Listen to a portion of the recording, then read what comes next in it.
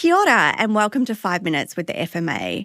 I'm Heidi Norman, and today we're looking at some new research from our data and intelligence team, looking at financial confidence through the lens of gender and ethnicity. And I'm joined by our Manager of Data and Intelligence, Ben Ritchie. Welcome, Ben. Tell us about the research. Kia ora, Heidi. Yeah, that's right. I'm here to share some findings from our recent consumer confidence survey. That was a survey of over 2,000 people, which is a good enough sample size to allow us to do a good breakdown of gender and ethnicity findings. Fantastic. And what did the research tell us? Well, yeah, in terms of consumer confidence, what we found were some significant differences between gender and by Māori and non-Māori.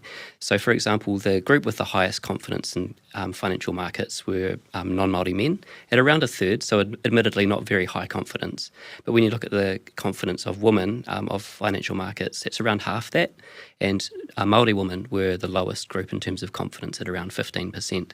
So there's some significant differences there by gender and ethnicity. We're interested in whether those findings also translate into some of the findings that we found around different use of financial products. For example, buy now, pay later and credit cards. There's some different patterns of usage there by gender and ethnicity. And talk to me about buy now, pay later. What are we seeing there? So for buy now, pay later, what we found is that Māori women are the group that are most likely to use that product at around sort of 42%.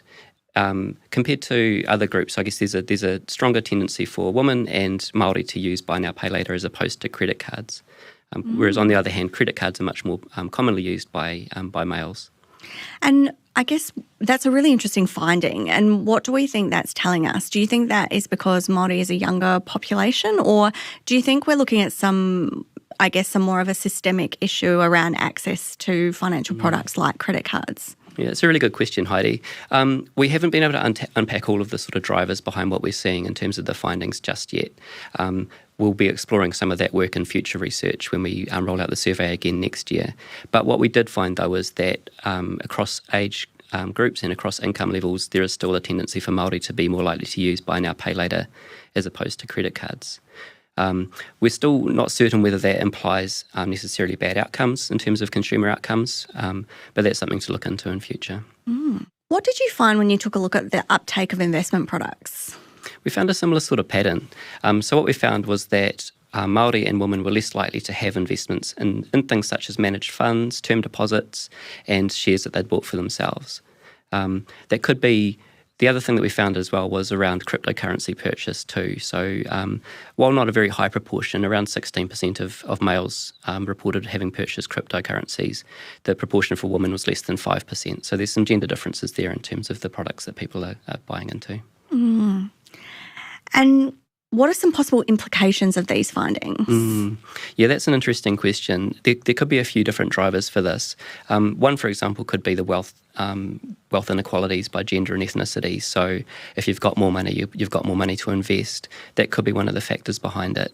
But also there are other aspects as well, like going back to that question of confidence in financial markets and confidence in whether financial markets are adequately regulated.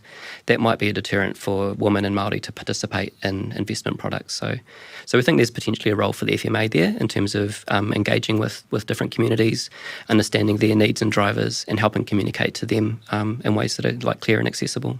Can you tell us more about what the research shows when it comes to insurance? Yeah, sure. It's a similar pattern to the investment products. So we're seeing that Māori are less likely to purchase insurance. And that's across all insurance categories except for funeral insurance. So that we're talking about house insurance, health insurance, life insurance, those sort of products.